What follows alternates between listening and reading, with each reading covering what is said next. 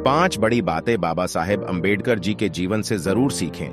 बाबा साहेब एक ऐसे महान व्यक्तित्व है जिनके जीवन से युवा अनेक शिक्षाएं ले सकते हैं। हम यहाँ पर ऐसे ही 5 बातों के बारे में चर्चा करेंगे कि यदि कोई व्यक्ति उनको अपने जीवन में धारण कर ले तो वह अपने जीवन में अपने लिए तो कुछ कर ही लेगा, साथ ही साथ समाज और राष्ट्र के लिए भी बहुत कुछ कर जाएगा।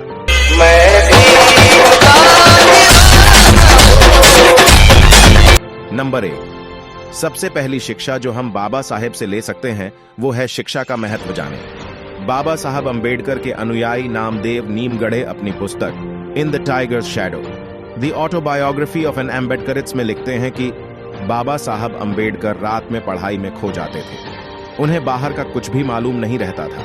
एक बार जब वह अचानक उनके स्टडी रूम में गए और उन्होंने उनके पैर छुए तो बाबा साहेब किताबों में डूबे हुए थे। उन्होंने कहा, टॉमी ये मत करो। मैं थोड़ा अचंभित हुआ। उन्होंने इंसान के स्पर्श को कुत्ते का स्पर्श समझा क्योंकि वह पढ़ाई में बिल्कुल ही डूबे हुए थे। जब बाबा साहब ने देखा तो वह झेंप गए। कोर्ट जाने के बाद बाबा साहेब शाम को किताबों के बाजार के चक्कर लगाया करते थे और घर आते समय उनके हाथों में किताबों का एक बंडल होता था। बाबा साहेब ज्ञान प्राप्त करने को अत्यंत महत्व देते थे। मशहूर लेखक जॉन गुंथेर ने लिखा है, 1938 में जब उन्होंने राजगृह में बाबा साहेब से मुलाकात की थी तो उनकी लाइब्रेरी में 8000 किताबें थीं और कहा जाता है कि मृत्यु तक उनकी लाइब्रेरी में 5000 तक किताबें हो गई थी। बाबा साहेब कहा करते थे, ज्ञान शेरनी का दूध है, जो पिएगा वही दहाड़ेगा। कहा भी जाता है कि विद्या को कोई नहीं चुरा सकता, विदेश में विद्या ही मित्र होता है।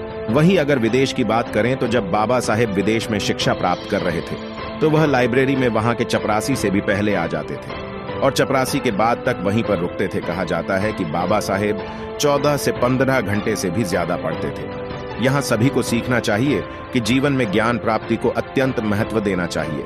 अपने जीवन में हमको ज्ञान को ज्यादा से ज्यादा अर्जित करना चाहिए। नंबर 2, अपने समय की कीमत जाने।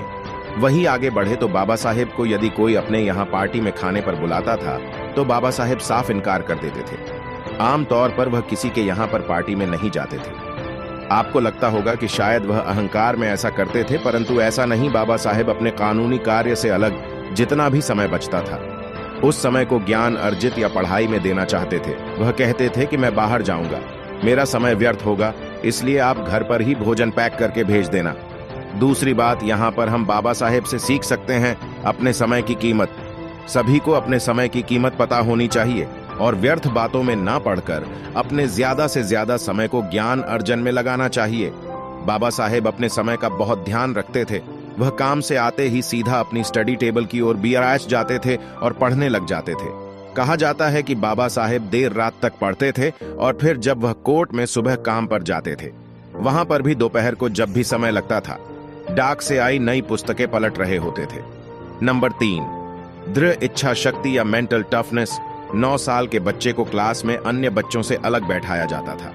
बाबा साहेब अपने बैठने के लिए घर से बोरी लेकर जाते थे और उस बोरी को स्कूल का चपरासी भी हाथ नहीं लगाता था, इसलिए बाबा साहेब उस बोरी को रोज लेकर जाते थे और रोज लेकर आते थे। वही बाबा साहेब को स्कूल में उपलब्ध सामान्य जल स्रोत से पानी पीने की भी अनुमति नहीं थी। उनको चपरासी पानी दूर से देता था। जिस दिन चपरासी नहीं आता था तो उनको पानी भी नहीं मिलता था और उनको अनेक बार भेदभाव का सामना करना पड़ा। एक बार तो उनको बैलगाड़ी वाले ने केवल इसलिए अपनी बैलगाड़ी से उतार दिया था क्योंकि वह महार जाति से आते थे, जिसको उस समय महाराष्ट्र में अछूत समझा जाता था। एक बार बारिश आने पर बाबा साहेब एक घर की दीवार का सहारा लेकर खड़े हो गए, जिसको देखकर उस घर की मालकिन ने बाबा साहेब को धक्का देकर पानी में गिरा दिया और जोर जोर से उन पर चिल्लाकर कहने लगी कि तूने मेरा घर अपवित्र कर दिया है। जिस बालक ने बचपन में ही इतना भेदभाव और तिरस्कार सहा हो, उस बालक ने बाद में जाकर 9 भाषाओं का ज्ञान प्राप्त किया और 32 डिग्रियां प्राप्त की। अर्थशास्त्र में पीएचडी करने वाले पहले भारतीय थे और कॉलेज शिक्षा ग्रहण करने वाले अपनी जाति के प्रथम व्यक्ति थे।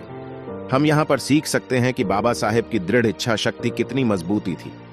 अनेक बार तिरस्कार सहने के बाद भी उन्होंने कभी अपने लक्ष्य को नहीं छोड़ा और उस पर आगे बढ़ते रहे।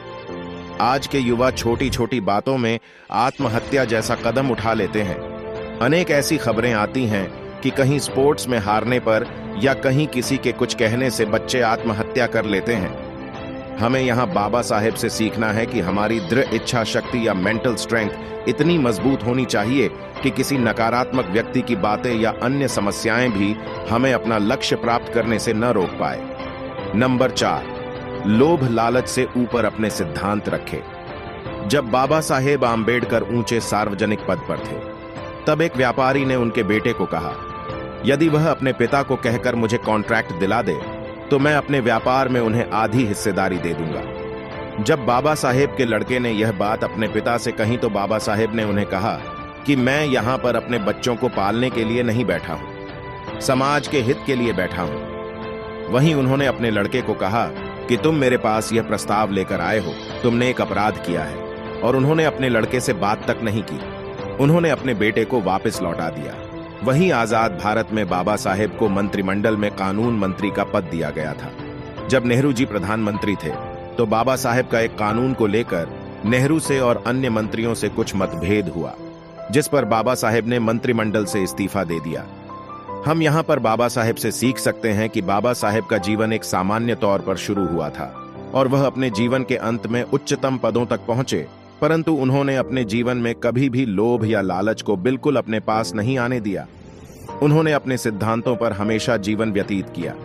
जहां आज के नेता छोटी छोटी बातों पर बिक जाते हैं, वही बाबा साहेब बचपन में अभावों और भेदभाव का दंश सहकार भी कभी अपने व्यक्तित्व पर दाग नहीं लगने दिया। आज के युवा बाबा साहेब से सच्चाई के रास्ते पर चलने का मूल्य सीख सकते हैं। नंबर 5, जीवन बड़ा होना चाहिए, लंबा नहीं। बाबा साहब खुद कहा करते थे कि जीवन लंबा नहीं, बड़ा होना चाहिए। उनके कहने का तात्पर्य था कि हमें इस प्रकार जीवन व्यतीत करना चाहिए कि हम अपने समाज और राष्ट्र को कुछ दे सके, न कि इस प्रकार कि हम अपने समाज और राष्ट्र पर बोझ बनकर जिए। बाबा साहेब आम्बेडकर भी ज्ञान प्राप्त करने के बाद चाहते तो वह एक आलीशान और वैभवपूर्ण जीवन जी सकते थे, परंतु उन्होंने भारत में आकर अपने समाज के लोगों के लिए जीवन पर्यंत संघर्ष किया और अपने समाज के हित के लिए गांधी से आंखों में आंखें मिलाकर तर्क वितर्क किए हैं। दोस्तों, आज की वीडियो से आपको बहुत कुछ सीखने के मिला होगा। अगर आपको यह वीडियो पसंद आया तो वीडियो को लाइक करें और बाबा साहेब से जुड़ी ऐसी ही जानकारी के लिए चैनल को सब्सक्राइब करें।